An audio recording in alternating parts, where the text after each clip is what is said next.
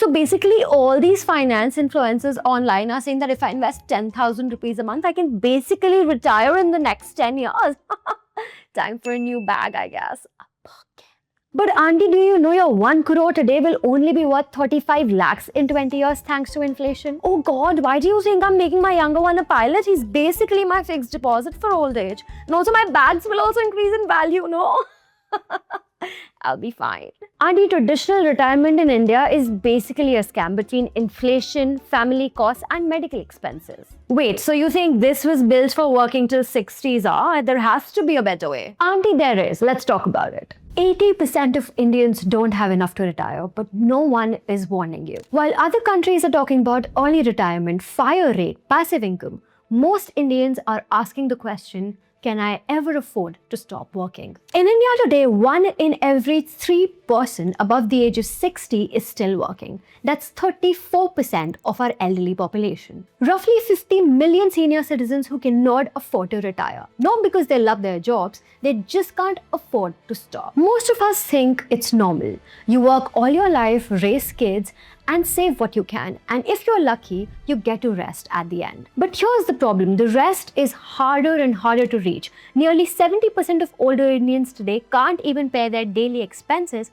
without the help from their children. In India, retirement means more than just leaving your job. It means surviving without a salary, without government help, and without any real plan. So this video breaks down the truth about retirement in India, why it feels impossible, and what you can actually do about it. And before we start, this episode is powered by Group, but more on that later in the video.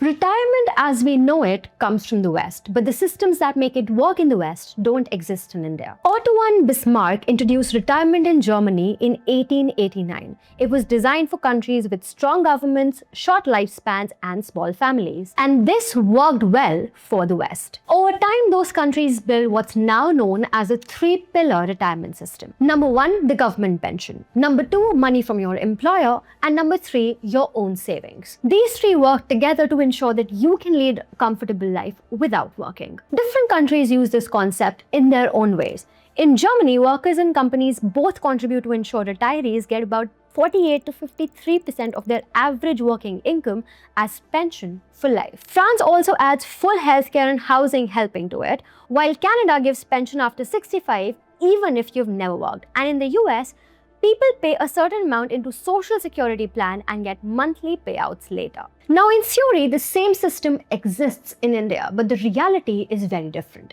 Only 12% of Indians have any kind of formal pension coverage. That means 88% are on their own. And more importantly, there's a cultural gap too. Western retirement concept assumes that kids leave home at 18, parents sell their big houses, and everyone lives separately. That's not how we live. Because in India, retirement doesn't mean freedom. Your duties still remain. You're still helping your kids, your grandkids, and spouse with their expenses. 55% of Indian parents still give money to their adult children, spending 37% of their income on kids who should be independent. As per a 2023 survey, 82% of young Indians aged 22 to 30 still live with their parents. So parents keep spending even after retirement. So as you can see, the whole concept of retirement was not made for India, at least not today's India. Now let's look at some numbers. In America, inflation stays around 2 to 3%, but in India, we have averaged 5.1% over the decade. And that's just the start. Medical inflation in India runs over 14% annually. Education costs are rising at 10 to 12% every year. Real estate in Tier 1 cities, 8 to 12% annually. Now, if incomes were rising at the same rate, we'd be fine, but unfortunately, that's not the case. The average Indian earns about 2.4 lakhs a year. In the US, it's 57 lakhs, a 24x gap. Even at the household level, India averages about 3.6 lakhs a year, whereas in the US, it's 62 lakhs. And yet, as Indians, we face higher inflation on the very things we can't avoid spending on. Healthcare especially makes it worse. Only about 37% of Indians have insurance, so most Indians pay out of pocket. The prices are also unpredictable. A heart surgery could cost 3 lakhs in a government hospital and 15 lakhs in a private one. So how do you plan 30 years ahead when you don't even know which bill you will face? And all this is not just because of inflation. The problem is the system itself. The things that should be easy to get and affordable just aren't, especially if you're middle class. You're making enough money for the government, but not enough to actually get rich. So you're stuck paying full price for everything while watching your purchasing power shrink every year. This is called the middle class trap. You're earning about 15 to 50 lakhs, so the government can tax you at 30%, yet you're using the same overcrowded hospitals and schools as everyone else. Your taxes fund services you can't access. The poor families get subsidies for healthcare, education, and even cooking gas. The rich families, however, buy everything premium and write it off as business expense. But you pay for both ends of the system but benefit from neither. No wonder so many young Indians look at their parents working at 65 and think, that can't be my future. And now a growing number thinks that they have found a way out of this trap. It's called FIRE, Financial Independence Retire Early. The idea is simple: save most of your income, invest aggressively, and retire by 35. You can calculate your FIRE number in 2 simple steps. Step 1. Calculate your yearly expenses. For example, if your expenses are 50,000 per month, then it becomes 6 lakh per year. Step 2. Multiply this by 25. 6 lakh into 25 is 1.5 crores. That's your FIRE number. This means you can retire with this investment corpus provided you only use 4% of this fund every year. At this rate, by doing systematic withdrawal, you can cover all your expenses while the remaining of your corpus continues to grow. And honestly, I get the appeal. This generation is stuck in a broken economy where they're overworked, underpaid, promotions are rare, and work-life balance is a joke. So of course, they want to escape. According to recent surveys, 43% of young Indians now say that they want to retire early between 45 and 55. Many are hoping for a post-retirement income of 1 lakh a month, believing that with the right investments and discipline, financial freedom is within reach. But here's the problem: only 11% believe that their investments can actually deliver this. You see, most FIRE plans sound good online, but they ignore some fundamentals. To maintain 50,000 monthly expenses for 45 years, you need over 2.7 crores today, and that's without inflation. With 6% inflation, you actually need closer to 10 to 12 crores. How many 35-year-olds actually have that kind of money? Plus, early retirement kills your biggest wealth earning years. Your 30s and 40s are typically when your salary peaks and compounds. So FIRE actually asks you to quit in your prime earning years. And even if you magically somehow save that much money, what will you do for the next 40 to 50 years? For example, you retire at 35 and live up to be 80 years old.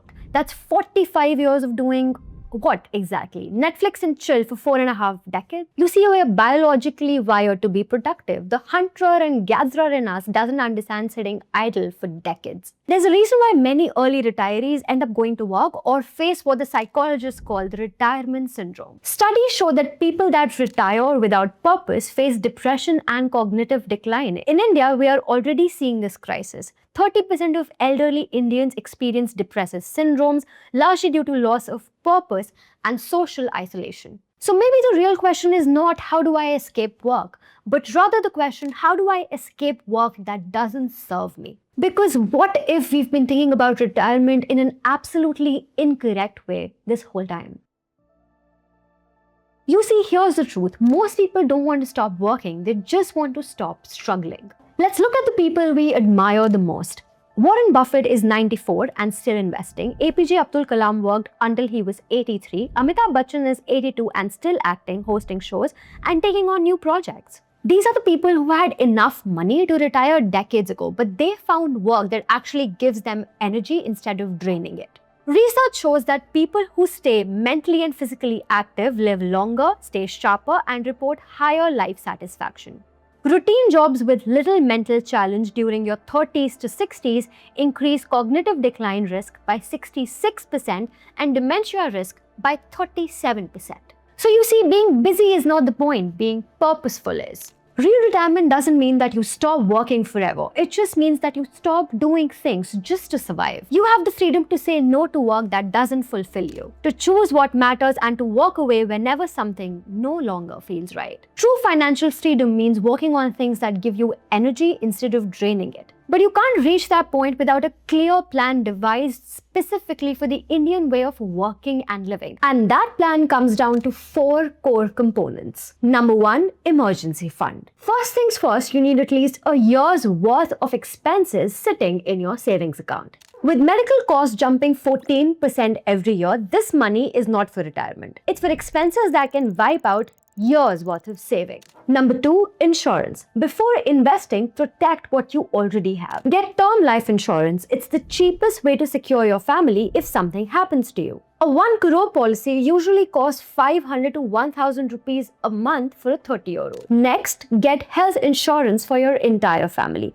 Don't rely on your company coverage, get your own policy. To this, add critical illness add-ons too, because cancer treatments can cost rupees 15 to 20 lakh, and this gives you a lump sum to focus on recovery instead of worrying about the money. Number 3, diversify your investment portfolio. Don't put all your money in one place. Have different investment streams for different goals. A mutual fund SIP for your child's education, an index fund SIP for your retirement, and a debt fund for your house down payment. Start with what you already know: equity mutual funds, index funds, or fixed deposits. Then slowly expand towards real estate, commodities, and even local businesses in your area. The goal is not to become an investment expert overnight. It's to make sure that even if one investment doesn't work out, you're not starting from zero. Number 4, SIP investment strategy. Start monthly SIPs in equity mutual funds. Even 5,000 rupees per month starting at age 25, averaging 12% return,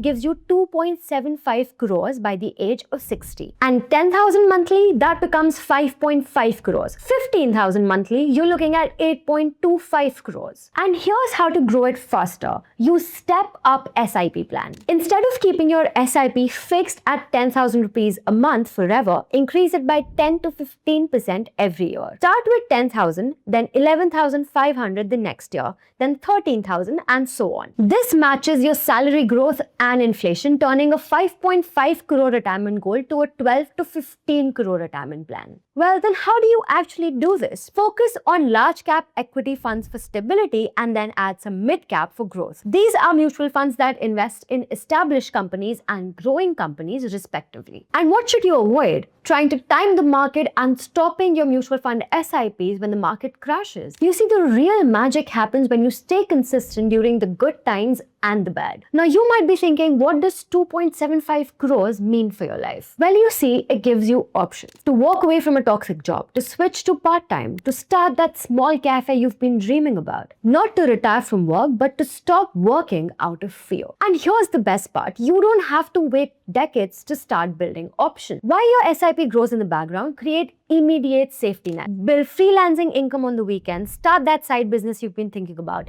Anything so that using one source doesn't destroy you. Because at the end of the day, isn't that what we all really want? Not to never work, but to choose the kind of work we want to do. Now I know researching and starting SIPs can feel very overwhelming, but that's where Grow comes in. This platform makes it genuinely simple to start investing with clear explanations and no hidden fees, which is why I use it for my own investments. Whether you're a complete beginner or an experienced investor, their intuitive interface and educational resources make investing accessible to everyone. Check out the description for more information. Here's the truth. The retirement system was never built for us. The FIRE strategy often leaves people feeling burned out. And the Western dream of work till 60 and then golf was never ours. And that's actually good news. Once you stop chasing someone else's definition of retirement, everything changes. You can now actually choose something that works for you. Start simple, emergency fund and insurance first, and then start your monthly SIP. The goal isn't 10 crores, it's building enough options so that work becomes a choice. If this video changed how you think about retirement, hit subscribe. I'll keep breaking down financial myths that keep us trapped and strategies that actually work in India. And tell me in the comments, what would you do if money wasn't a deciding factor in your career choices?